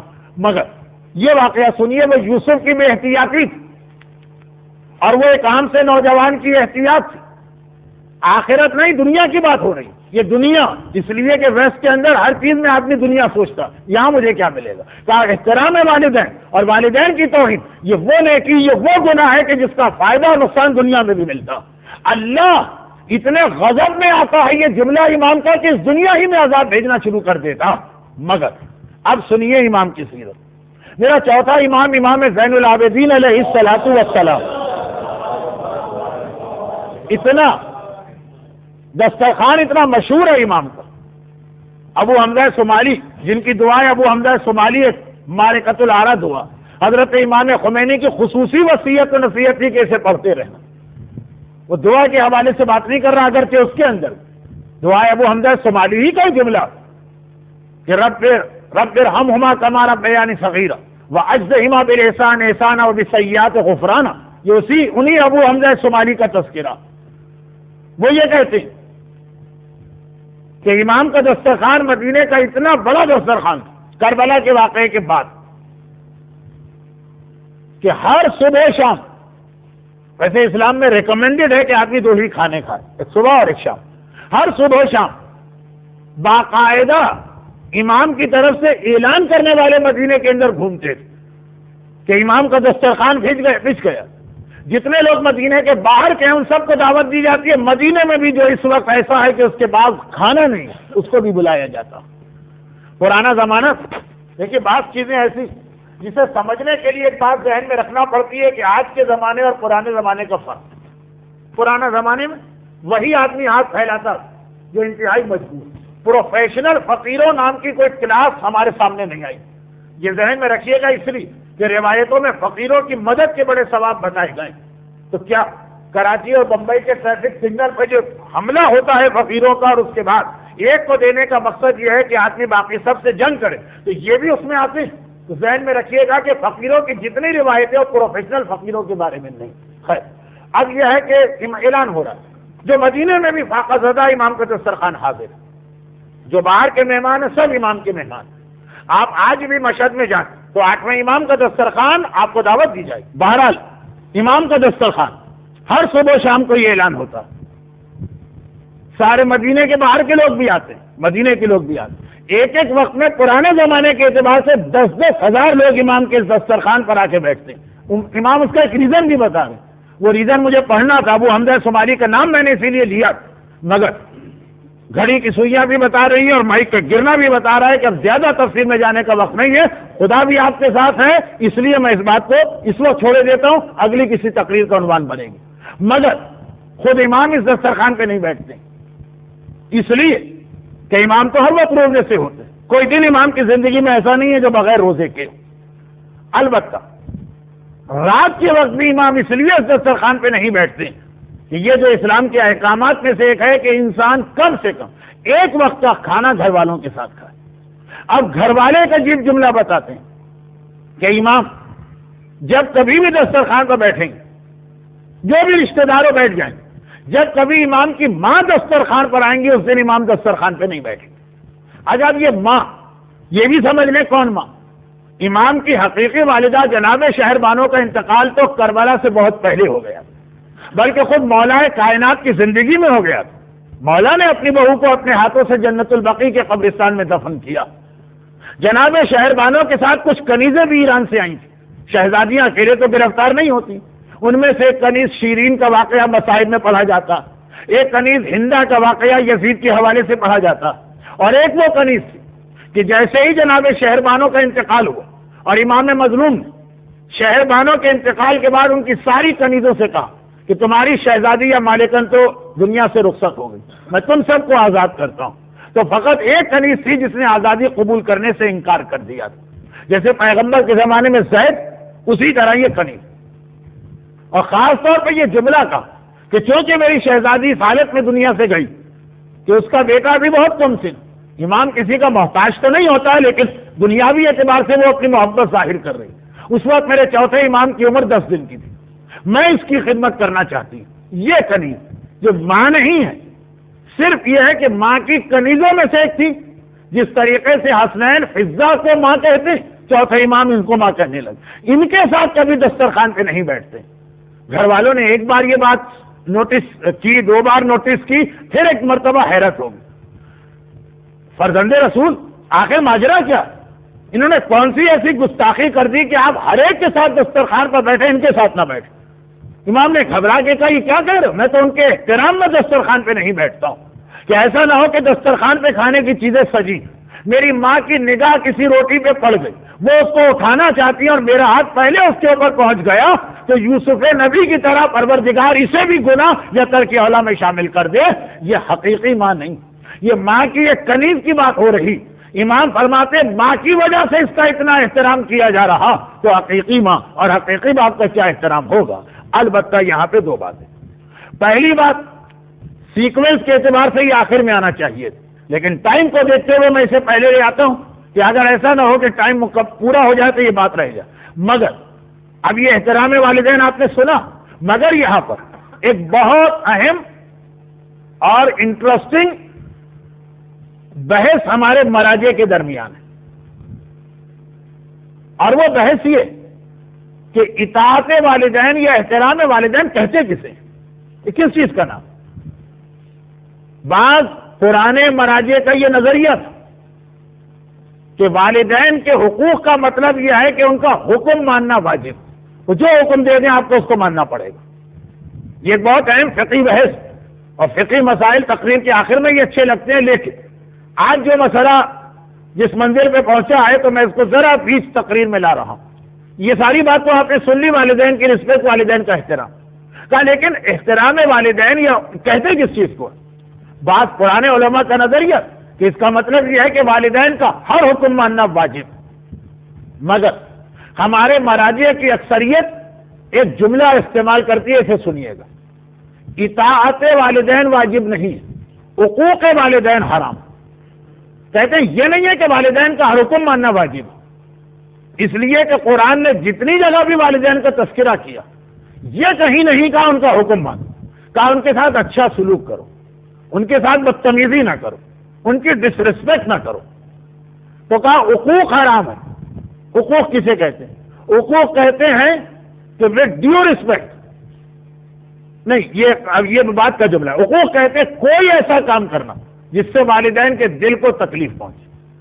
چنانچہ اگر والدین آپ کو کچھ احکامات دیتے ہیں اور آپ ان کو بتائیے بھی نہیں کہ آپ نے عمل کیا اور عمل نہ کیا اور نہیں عمل کرے, اور بات ختم ہو جائے تو آپ گناہ گار نہیں. لیکن کوئی ایسی چیز جو والدین اگر ان کی نالج میں آ گیا تو ان کے دل کو تکلیف پہنچے گی, وہ حرام. حکم ماننا واجب نہیں, والدین کو تکلیف پہنچانا حرام, ایک منزل. مگر بہت دیر سے میں بھی سوچ رہا تھا کوئی لیکن اگر مگر نہیں آیا تو آخر میں پکڑ ہی لیا میں نے مگر کو. مگر یہ والی چیز کے والدین کو تکلیف نہ پہنچے, اس میں بھی اگر والدین آپ سے کوئی ایسی ڈیمانڈ کر رہے ہیں جس کو ماننے کا مقصد کسی اور کا ظلم ہے, یا جس کو ماننے کا مقصد آپ کی اپنی زندگی میں اتنی پریشانیاں آ جائیں گی اس وقت آپ نے ان کی بات مانی, ان کی رسپیکٹ, لیکن بعد میں آپ کی زندگی میں اتنی پریشانی آ جائیں گی جسے شریعت کی زبان میں حرج کہا جاتا, تو اس منزل پر پورے احترام کے ساتھ ود ڈیو رسپیکٹ والدین کی اس بات کو بھی آپ ٹھکرا سکتے ہیں جو آپ کی آنے والی ساری لائف کو اسپوائل کر رہی ہے. اور والدین وہ ڈیمانڈ وداؤٹ اینی جینیئم ریزن کر رہے ہیں. لیکن بہت ہی کمپلیکیٹڈ جملہ ہو گیا، یہ الگ سے باقاعدہ فقہی کلاس میں سمجھانے کا جملہ ہے، لیکن میں نے یہاں اس لیے عرض کیا کہ یہ پرابلم ہماری سوسائٹی میں ایک بڑا مسئلہ بن گیا. وہ یہ ہے کہ جب کسی ایک آدمی کو یہ بتایا جائے کہ یہ تمہارے حق ہے تو بہت زیادہ اوور ایکسپیکٹیشن کا میں مبتلا ہو جاتا. وہ حق کا مطلب پھر سمجھتا ہے ٹوٹل میرا حق. والدین کے حوالے سے یہ بات تو خیر اب ہر ایک کو معلوم ہو گئی کہ اگر والدین کوئی ایسی ڈیمانڈ ہم سے کرے جو اگینسٹ شریعہ حکم خدا کے خلاف ہو تو نہج البلاغہ کے آخر میں میرے مولا کا وہ جملہ لا طاعت المخلوق فی معصیت الخالق، مخلوق کی اطاعت جائز ہی نہیں ہے اگر خدا کی نافرمانی ہو رہی ہو. مگر خود قرآن کے اندر جن آیتوں کے آج میں نے ریفرنس دیے ان آیتوں میں بھی 2 آیتیں ایسی جس میں کہا گیا کہ والدین کی ذرا اچھا سلوک کرے، لیکن وَإِن جَاهَدَاكَ لِتُشْرِكَ بِي شَيْئًا فَلَا تُطِعْهُمَا، اگر وہ تجھ سے کوئی ایسا مطالبہ کرے جو میرے حکم سے ٹکرا رہا ہو تو ان کی قطعاً اطاعت نہیں کرنا. پھر بھی بدتمیزی سے جواب نہیں دینا. اور ایک بہت ہی مختصر سی بات یہ کہہ دوں کہ امام اور قرآن دونوں مل کر ایک چیز ہمیں یہ بتاتے ہیں کہ بعض اوقات کوئی آدمی گناہ کرتا خود سے نہیں، کسی ریئیکشن کی وجہ سے. سورہ انعام کی آخری آیت کہ فلا تسببوا، خبردار مشرکوں اور کافروں کے بتوں کو برا نہ کہنا، کہیں ایسا نہ ہو کہ اس کے ریئیکشن میں وہ تمہارے خدا کو برا کہنے لگے. تو بتوں کو برا کہنے سے نہیں روکا گیا، ایسی جگہ برا نہ کہنا کہ جس کی ریئیکشن میں اللہ کو برا کہا جائے. برا وہ کہہ رہے ہیں اللہ کو، ہم تو نہیں کہہ رہے. کہا لیکن نہیں، ان کا یہ عمل جو ہے وہ ریئیکشن ہے تمہاری غلطی کی وجہ سے. اور مولا کا وہ جملہ جو آج کے زمانے میں ہمیں زیادہ شوق نہیں پہنچاتا، 1400 سال پہلے شوق پہنچا گیا. مولا کا جملہ کہ اللہ قطعاً معاف نہیں کرے گا اس بیٹے کو جو اپنے باپ کو گالی دیتا. آج تو ایک عام سی بات ہے، آج تو یہ کوئی ایسی عجیب حدیث نہیں ہے. ایسے بیٹے ہم کو ملتے ہیں، ایسی بیٹیاں ہم کو ملتی. لیکن 1400 سال پہلے تک بالکل، اور یہ سارے احکامات پیغمبر پہنچا چکے. تو مولا کا زمانہ اس کے بعد کا زمانہ، ان احکامات کی روشنی میں ایسا کوئی بیٹا نظر آ جائے جو باپ کو گالی دے، مجھ میں کوئی یقین نہیں آیا. کہا یا امیر المومنین ایسا کون بیٹا ہوگا؟ کہا ایسا نہیں ہوگا، لیکن اس سے مراد وہ بیٹا جس نے کسی اور کے باپ کو گالی دی، جس کے جواب میں پلٹ کر اس نے اس کے باپ کو گالی دی. تو اپنے باپ پہ گالی لانے کا سبب یہ آدمی مانا جائے گا کیونکہ ایکشن اس کا تھا، وہاں سے تو ریئیکشن ہوا. وہ ایسا نہیں ہے کہ وہ آدمی معاف ہے، مگر ذمہ دار یہ بھی. والدین سے بھی یہ کہا گیا کہ اپنی اولاد پر بہت زیادہ ایسا برڈن نہ ڈالنا کہ وہ برداشت نہ کر سکے. یہ سارے حق اسلام تمہیں دلوا رہا، یہ سارے رائٹس ہیں جو اسلام تمہیں دے رہا، مگر ان رائٹس کا ناجائز فائدہ نہ اٹھانا. ناجائز فائدے کے اندر پھر ریپیٹ کر دوں، نمبر 1 کوئی ایسی ڈیمانڈ نہ کرنا جو شریعت کے اگینسٹ. اب ہمارے یہاں انڈیا اور پاکستان کا عام مسئلہ، شادی بیاہ کے موقع پہ جتنے حرام کام ہوتے ہیں ان میں 90% وہ ہے جو ماں کے کہنے سے ہوتے ہیں. نہیں تیار ہے فرض کیجئے ایک لڑکا، شادی بیاہ وہ چیز ہے کہ اچھے اچھے ریلیجس لوگوں کے قدم آپ پھسلتے ہوئے دیکھیں گے، مگر بعض اوقات ایسا بھی ہے کہ تیار نہیں ہے لڑکا اس فعل حرام پر، ماں ڈیمانڈ کرتی ہے کہ تمہیں یہ فعل حرام انجام دینا. جیسے مہندی کی وہ رسم جس کا تذکرہ کل رات کو میں نے کیا، فوٹوگرافی کی وہ شکل کہ جس کے اندر بے حجاب نامحرم عورتیں اور دولہا اور دلہن بیٹھے ہوئے، بہت ساری ایسی چیزیں. لڑکا کہتا میں کیا کروں، ماں کہتی ہے کہ تمہیں عورتوں کے بیچ کے اندر جانا. اور آپ نے تو بڑی زبردست تقریر کی تھی ماں کی بات ماننے کے لیے. کس ماں کے لیے نہیں کی تھی میں نے تقریر، یا اس ماں کے اس حصے کے لیے نہیں کی تھی. تو آپ دیکھیے والدین کے اوپر بھی اسلام نے کچھ پابندیاں لگائیں. یہ وہ تقریر ہے کہ جو پچھلے سنڈے کو ہونا تھی نہ ہو سکی. اس سے ہلکا سا اشارہ کہ اولاد سے کوئی ایسی ڈیمانڈ نہ کرو تو وہ کنفیوز ہو جائے کہ اللہ کی بات مانو کے والدین، یا اگر وہ کنفیوز نہ بھی ہو تب بھی تمہاری ذمہ داری تو یہ ہے کہ اولاد کو دیندار بناؤ، نہ یہ کہ الٹا تم اس سے یہ ڈیمانڈ کر رہے ہو. دوسری بات، اولاد کی پرسنل لائف میں اتنا انٹرفیئرنس نہ کرو کہ جس کے نتیجے میں وہ آخر ضد میں آ جائے. وہ یہ دیکھے گا کہ اگر ماں کی بات مانتا ہوں میری ساری زندگی تباہ. مثلا یہ جو میں مثال دے رہا ہوں یہ میں نے خود آغا خوئی سے 75 میں اس وقت پوچھی تھی جب اس زمانے کے بہت ہی پاپولر قرآنک ٹرانسلیشن کے اندر وہ کمزور حدیث نظر آ گئی تھی. حدیث یہ تھی ایک ہمارے یہاں اردو کے جو ٹرانسلیشن ہے ان میں سے ایک نام نہیں لیتا ہوں میں ان عالم کے کریڈٹ کو ڈسکریڈٹ نہیں بنانا چاہتا ہوں اس لیے لیکن اشارہ کہ وہ انہوں نے قرآن کے حاشیے میں لکھا کہ اطاعت والدین میں یہ بھی شامل ہے کہ اگر باپ بغیر کسی ریزن کے کہے کہ اپنی بیوی کو طلاق دو تو دے دو طلاق.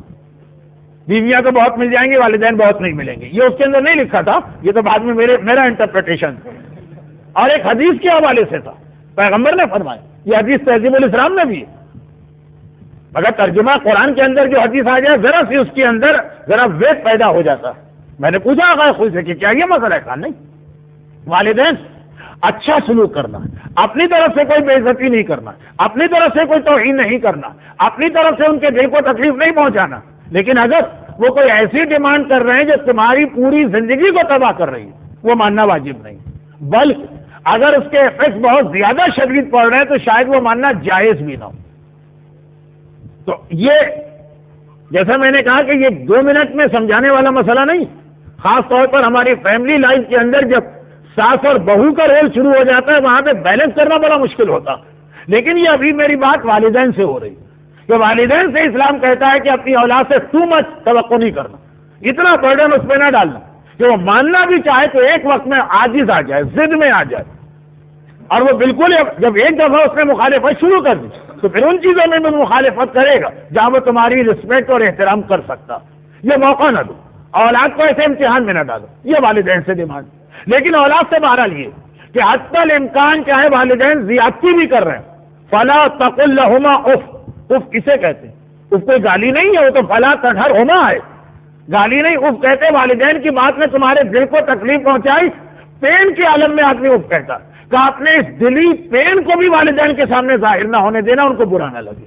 مگر جب وہ منزل آ جائے کہ حکم خدا کے خلاف حکم دے رہے ہو یا تمہاری وہ زندگی تباہ کر رہے ہو جس کے اندر متاثر تمہاری فیملی لائف کے تمہارے بچے ہوں اس وقت اس مسئلے میں ان کی بات نہ مانو لیکن پھر بھی اسے بڑے احترام اور عزت کے ساتھ ٹیکل کرنا. اور احترام اور حقوق والدین کی آخری بات سن لیجیے. یہ جو بات میں نے اتنے جلدی سمیٹ دی ہے اتنے جلدی والی ہے نہیں لیکن some thing is better than nothing. میں وقت کو دیکھ کر بالکل نہ بتاتا اس سے ایک اشارہ کافی. اور اب آئیے ایک آخری بات اور وہ آخری بات یہ کہ امام اپنے ایک شیعہ کو مسجد النبوی کے جنت کے ٹکڑے میں نماز پڑھتے دیکھ رہے اور ہر وقت ریگولر.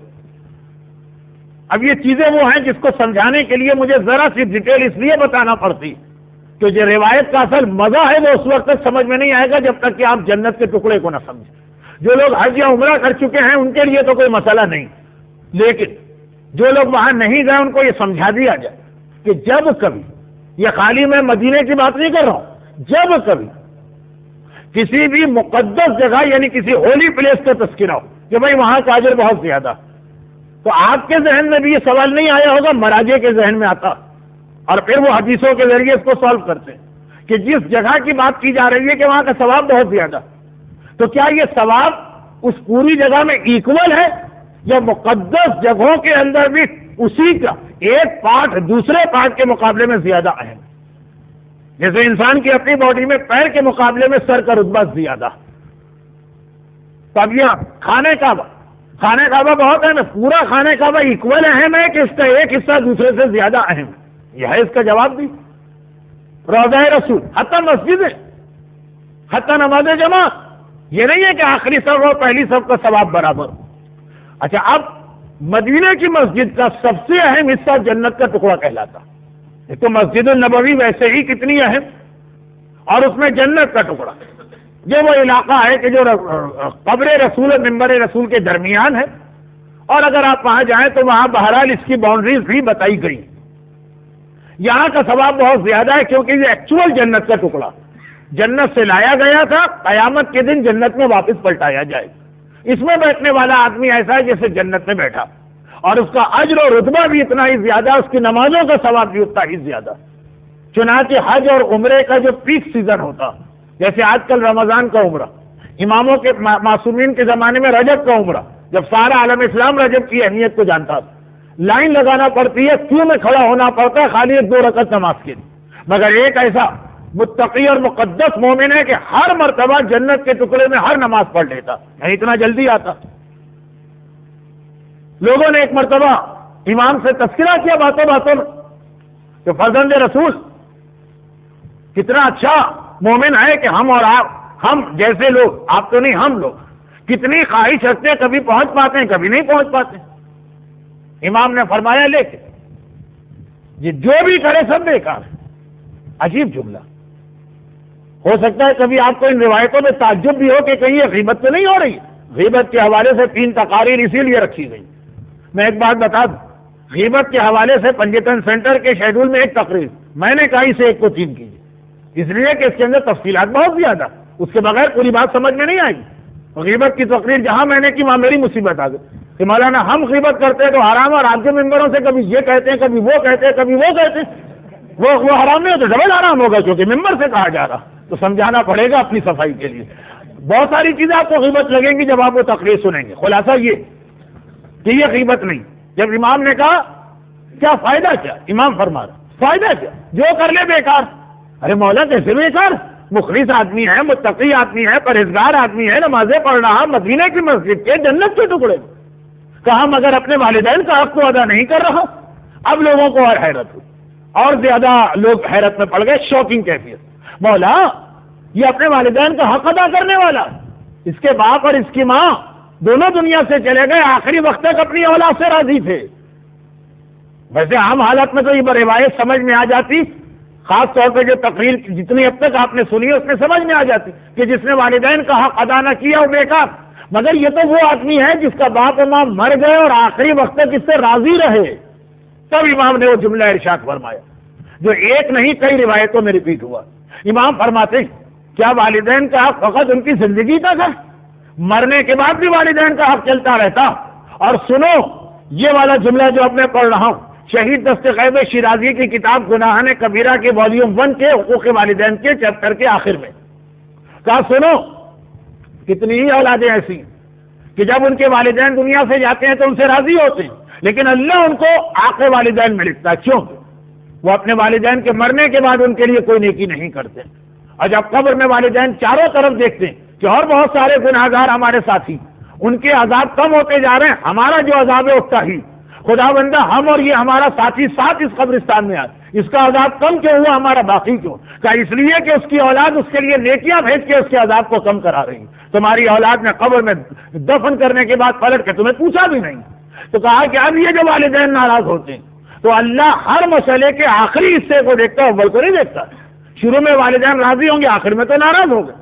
اور اس طرح کتنے ہی ایسی اولادیں کہ جب تک والدین زندہ تھے انہوں نے ریئلائز نہیں کیا کہ کتنی بڑی اللہ نے ان کو نعمت دی. چنانچہ وہ دنیا میں لگے رہے، ڈسریسپیکٹ کرتے رہے، انسلٹنگ بیہیویئر رہا، اچھا سلوک نہ کیا. لیکن جب والدین دنیا سے گئے تو ایک بار ان کو احساس ہوا کہ ہم کتنا بڑا گناہ کر چکے ہیں.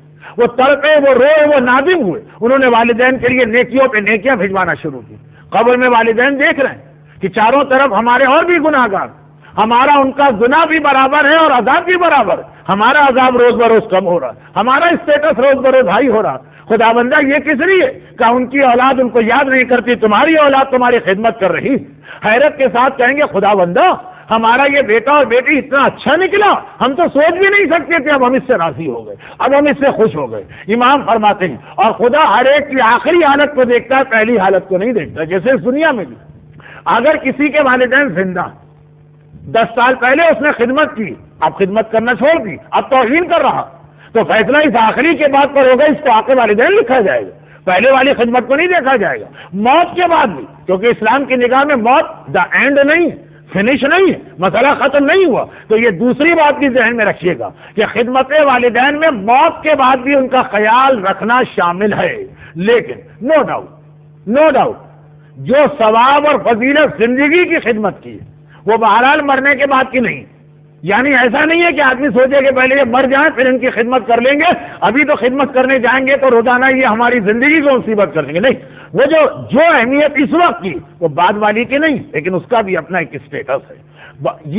یہ ساری ذمہ داریاں اسلام ہمیں نارمل سرکمسٹانسز میں بتا رہا. اور ایک آخری سوال، اس کا جواب نہیں دے رہا ہوں، اب وقت نہیں رہا. آخری سوال کہ آخر اللہ نے والدین کا اتنا بڑا اسٹیٹس رکھا کیوں ہے؟ واہ. تو اس کی ایک وجہ تو آ گئی کہ لولا لم تکن، جو خدمتیں، جو زحمتیں، جو محنتیں انہوں نے اس وقت برداشت کی جب تمہیں پال رہے تھے. مگر اس کے ساتھ ایک چیز اور اس میں، اور وہ یہ کہ چونکہ والدین نے اپنی اولاد کی صحیح تربیت کی، یہ اس کا ریوارڈ ہے. اور آج کی مجلس میں نے والدین کے لیے بھی ایک میسج دیا کہ کوئی ایسا کام نہ کریں کہ آپ کی اولاد آپ کی توہین نہیں کرنا چاہتی ہے لیکن آپ کی وجہ سے آپ کی توہین کرے. اور دوسرا پیغام یہ کہ والدین اس بات کو قطعاً بھلا دیں کہ بغیر کچھ کیے ان کو اتنا بڑا اسٹیٹس مل رہا. اولاد کی ذمہ داری ہے کہ اس کے والدین صحیح ہو کہ غلط ہو، حق ادا کیا ہو کہ ادا نہ کیا، ان کی عزت کرتا ہے. لیکن والدین کو دوسری بات یہ یاد دلائی جائے، اور یہ یاد رکھیے گا کہ یہ ہمارا اپنا ایکسپیرینس اور آبزرویشن بھی ہے اور روایتوں میں بھی، کہ جب تک کہ گھر کا فرنٹ صحیح نہیں ہوگا آپ لاکھ کوشش کر لیجئے کہ اولاد کی صحیح تربیت ہو جائے، نہیں ہو سکے گی. دیکھیے ایکسیپشن ہر جگہ ہوتے ہیں لیکن خود ایکسیپشن پروف دا رول. ہو سکتا ہے کہ 2-4 جگہ آپ کو ایسا مل جائے، لیکن ان جرنل ایک بات. اور میں بہت احتیاط کے ساتھ صحیح اس لیے کہ لمبی ڈیبیٹ ہے لیکن مختصر ایک جملہ دو کہ چاہے اس کے اندر آپ کتنے ہی باصلاحیت عالم کو لا کے کیوں نہ، اگر یہ سمجھے کہ سارا کام وہ 1 گھنٹے کی تقریر میں کر دے گا، یہ وہ معجزہ ہے جو نبی اور امام بھی نہیں دکھاتا. بہت مختصر ایک بات کروں اور اس کے بعد آج کی بات ختم ہوئے. یہ بات بھی اس لیے کرنا پڑ رہی ہے کہ والدین کی ذمہ داری، اور وہ یہ کہ چونکہ آپ حضرات اس علاقے میں نئے، تو کبھی آپ کے ذہن میں یہ خیال آتا ہوگا. ہر آدمی کو اللہ نے عقل دی، مختلف باتوں سے جو ایکسچینج آف ویو ہے اس میں نقصان بھی نہیں، مگر آدمی دوسروں کا تجربہ بھی سنے اس کے بعد فیصلہ کرے. ہو سکتا ہے کبھی آپ کے ذہن میں یہ خیال آتا ہو کہ اگر کوئی بہت ہی باصلاحیت انگلش جاننے والا عالم ہم کو مل جائے، ہمارے سارے مسئلے حل ہو جائیں. ہماری ساری بے حجاب عورتیں فقط اس کی انگریزی ایکسنٹ کو سن کے حجاب کرنا شروع کر دیں. ہمارے سارے یہ ڈسکو اور ڈانس کے دیوانے بچے اور نوجوان فقط اس کا چہرہ دیکھ کر ایمان لے آئیں گے. سنیے، یہ تو ذرا سے میں نے جوک والے اسٹائل میں کہا، میرا مقصد یہ نہیں. میں آپ 84 سے 2002 تک 19 ٹرپس میرے ویسٹ کے ہوئے، 19 ایئر، جس میں کبھی تو سال میں 3 دفعہ بھی میں گیا ہوں. اور 2 باتیں بالکل واضح طور پہ میں عرض کر دوں، یہ فقط اس لیے کہ تاکہ کوئی فیصلہ کرنے میں اس وقت آسانی ہوتی ہے جب آدمی کے پاس ساری معلومات. کمپیوٹر کو بھی اگر آپ صحیح نالج انفارمیشن نہیں دیں گے وہ کبھی آپ کو صحیح ڈیسیشن تک نہیں پہنچائے گا. وہ یہ کہ مجھے یاد نہیں ہے کہ اس 18 سال میں انڈیا اور پاکستان کو چھوڑ کر دنیا میں کہیں پر بھی کوئی مدرسہ اردو زبان میں ہو. مدرسے جتنے، میں نے دارالسلام دیکھا، میں نے نیروبی دیکھا، میں نے ممباسا دیکھا، میں نے ظاہر دیکھا، میں نے برونڈی دیکھا، میں نے لندن دیکھا، میں نے برمنگم دیکھا، میں نے پیٹربرو دیکھا، میں نے لیسٹر دیکھا، اس کے بعد امریکہ کے شہر اور کینیڈا. مدرسے 84 سے لے کے 2002 تک ہر جگہ کا میڈیم انگلش رہا. مگر وہ جو کچھ میں نے اس سال کی شروع کی مجلسوں میں پڑھا کہ ایک نسل ہماری کھو گئی، ایک نسل ہماری گمراہ ہو گئی، وہ یہ انگلش والے مدرسوں کے بعد بھی. اور 1988 سے لے کے 2002 تک 80% ویسٹ کے اسلامک سینٹر میں انگلش بولنے والے ریزیڈنس عالم لائے گئے. بلکہ میں اس علاقے کی توہین نہیں کرنا چاہتا اس لیے نام نہیں لیتا ہوں کہ اگر یہ سوچا جائے کہ ایک پرفیکٹ آدمی ہمارے ینگسٹر کے لیے کون ہو سکتا، اس کی زبان بھی اتنی بہتر زبان ہو، خالی انگلش بولنا کافی نہیں، آپ کے بچے ایکسنٹ کا مذاق اڑاتے ہیں، اور نالج بھی اتنی ہی ہو. کیونکہ یہاں یہ بھی ایک مسئلہ کہ بعض جگہوں پہ کمپرومائز کیا گیا لینگویج کی فلوئنسی پر، یہ زیادہ بہتر ہے چاہے نالج کچھ نہ ہو. مگر جہاں بیسٹ، یعنی اگر مجھ سے پوچھا جائے کہ ساری دنیا میں اس وقت میرے اعتبار سے آئیڈیل ریزیڈنس عالم کون، تو میں جن کا نام لوں گا اور ایک طویل عرصہ ان کو ہو گئے، اس وقت گمراہی کے اعتبار سے سب سے بدتر علاقہ بھی دنیا میں وہی. وہ بیچارے کیا کریں؟ نالج، لینگویج، ایسا نہیں ہے کہ انڈیا پاکستان سے پڑھ کے وہاں جا کے زبان سیکھی، پورا ماحول، پورا معاشرہ، ساری ایجوکیشن وہاں کی. مگر جو بگڑنے والے بگڑ رہے ہیں کیونکہ گھر سے ان کو صحیح فیڈ بیک نہیں مل رہا، اس میں نہ زبان کام آتی ہے نہ عالم کام آتا. سب سے زیادہ جہاں پہ سے گم رہی، جہاں پہ ہماری بچیاں واقعاً گھر کے اندر منی اسکرٹ اور شارٹس پہن کے گھومتی ہیں، وہ ایسا علاقہ ہے کہ جہاں بس وہ سیدھے عالم ہو سکتا ہے نالج پلس انگلش کے اعتبار سے. نہیں، وہ بات اپنی جگہ صحیح، میں اس بات کے خلاف نہیں جا رہا ہوں. میں کہہ رہا ہوں اس کی وجہ سے کہیں یہ لیزینس نہ پیدا ہو جائے کہ والدین جو ہے وہ اپنی ذمہ داری سمجھے کہ ادا ہو گئی. نہیں، وہ تو لازم. جس ماحول میں آدمی من عرفہ لسان قوم ہی امنا من مکر ہی، مولا کی حدیث، جو کسی قوم کی زبان سیکھ لے وہ اس کے مکر سے محفوظ ہو جاتا. وہ اپنی جگہ. لیکن اس کی وجہ سے جو ہے کہ سستی آ رہی کہ جی ہمیں کچھ نہیں کرنا ہے، عالم بھی ہمارے پاس ایسا نہیں ہے جو ہمارے بچے سے بات کر سکے تو وہ قیامت میں وہی جواب دے ہوگا. نہیں، جہاں واقعاً وہ عالم 18 سال کے میں سارے مدرسے بتا رہا ہوں، جتنے مدرسے میں نے دیکھے سب کے اندر کورس میڈیم آف اسٹڈی سب انگلش ہے. کیا نتیجہ نکل رہا؟ تو مسئلہ یہ نہیں، کیونکہ جب تک کہ آپ کو صحیح پرابلم پتہ نہ ہو اس وقت تک آپ علاج نہیں کر سکتے. اگر ڈاکٹر سمجھ رہا ہے کہ نمونیا کا مریض ہے اور اس کو ٹائیفائڈ ہے، وہ کوئی اور دوا دے گا تو فائدہ نہیں ہوگا. وہ تو پوسٹ مارٹم رپورٹ میں پتا چل جائے گا کہ صحیح بیماری کیا تھی. لیکن یہ دیکھنا ضروری ہے کہ ڈائگنوز کیا جائے. کیا مسئلہ خالی لینگویج کا ہے؟ تو جو ویسٹ کی جتنی مثالیں میں نے دی تھی اس سال کی مجلسوں میں نے دی تھی، لیکن وہ سب ان علاقوں کی ہے کہ جہاں 80% انگلش جاننے والے علماء ہیں اور جہاں 100% انگلش کے اندر مدرسہ پڑھایا جاتا ہے اور بہترین زبان کے اعتبار سے. لیکن مدرسے کا ٹیچر کیا کرے، مگر وہ انگلش والا ریزیڈنس عالم کیا کرے؟ جب تک کہ والدین اپنی اس ذمہ داری کو محسوس نہ کرے کہ دنیا میں ڈالر اور پاؤنڈ ہی سب کچھ نہیں ہے، یہ ایک اولاد جگر کا ٹکڑا ہے، اس کے لیے آدمی جتنا بھی سیکریفائز کرے کم ہے. اور یہ تو وہ سیکریفائز ہے کہ جس سے دنیا بھی بنے گی اور آخرت بھی محفوظ ہوگی. یہ صرف میں نے اس لیے کہا کہ فیصلہ کرنے میں آپ کو آسانی ہو، اور کوئی اس کے اندر مقصد نہیں تھا. لیکن اپنا تجربہ، جو کچھ میں نے دیکھا، حتیٰ یہ کہ آپ میں سے جو لوگ ویسٹ میں رہ کر آئے ان کے حوالے سے میں بات کروں، انہوں نے بھی اتنے مختلف ماحول نہیں دیکھے ہوں گے. آدمی ایک علاقے میں رہ کے آتا بس وہی اس کے لیے کافی. میں نے ہر علاقہ اور ہر سیزن میں دیکھا. 18 سال میں نومبر کے مہینے کا ایام اعزا تھا، پورا گھٹتے فروری کے مہینے تک کا ایام اعزا گیا.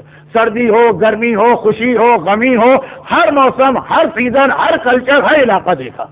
صرف میں اس لیے کہہ رہا ہوں کہ والدین بہرحال کسی آدمی کو آپ لا کے یہاں بٹھا دے، بلکہ اگر ایک آخری جملہ کہہ دوں تو توہین نہ ہو جائے، نبی کو بھی لا کے بٹھا دے لیکن والدین اپنی ذمہ داریوں کو ادا نہ کرے تو وہاں بھی اتنا فائدہ نہیں پہنچے گا.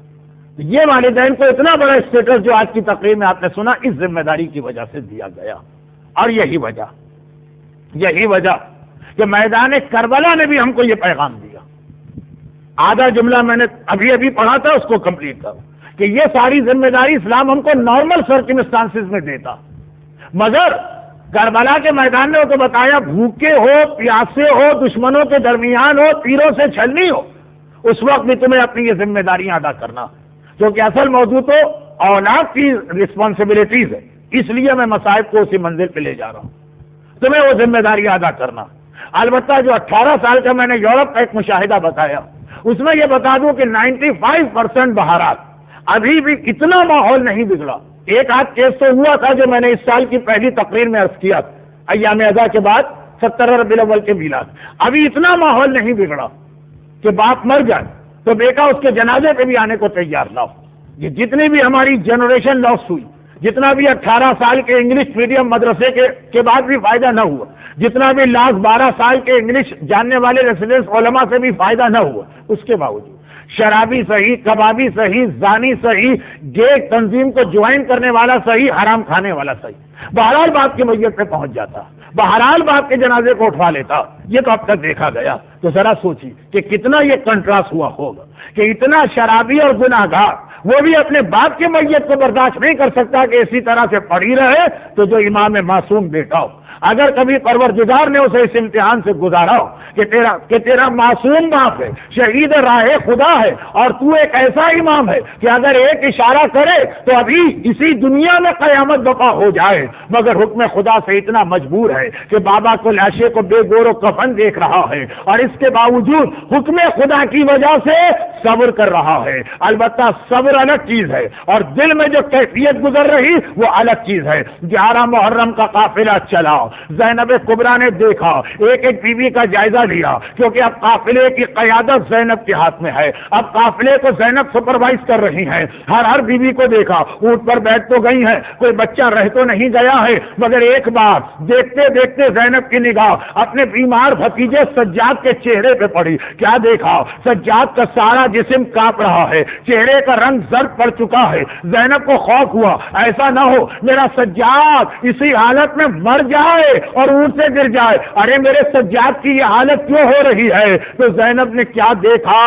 جوان اور معصوم بیٹے کی نگاہ اپنے بوڑھے بابا کے بے گور و کفن لاشے پہ پڑی ہے۔ لاشا دیکھتے جا رہے، جلتی ریتی کا لاشا، جلتے سورج کے نیچے والا لاشا، سجاد کا سارا جسم کانپتا جا رہا ہے۔ ہائے زینب، سجاد کی توجہ اس لاشے سے ہٹانا ضروری ہے، مگر یہ توجہ کیسے ہٹائی جائے؟ ایک بار چلتے ہوئے اونٹ سے زینب نے اپنے آپ کو زمین کربلا پہ گرایا۔ ہائے زینب کا زمین کربلا پہ گرنا، سجاد کی توجہ بابا کے لاشے سے ہٹ کر اپنی پھوپھی پر ہو گئی، مگر عزاداروں زینب نے اس طرح امامت کو بچا تو لیا، مگر خود کتنا بڑا امتحان دیا، کیونکہ گرنے والے کے نیچر میں شامل ہے کہ جب گرتا ہے ہاتھوں کو بڑھا کے سہارا لیتا ہے۔ ہائے علی کی یہ مظلومہ بیٹی زینب کس حالت میں اونٹ سے گر رہی ہے۔ امام زمانہ زیارت ناہیہ میں سلام کر رہے، میرا سلام میری دادی زینب کو، جن کے دونوں ہاتھ گردن سے بندھے ہیں، اور بندے ہاتھوں کے ساتھ زینب زمین کربلا سے ٹکرا رہی۔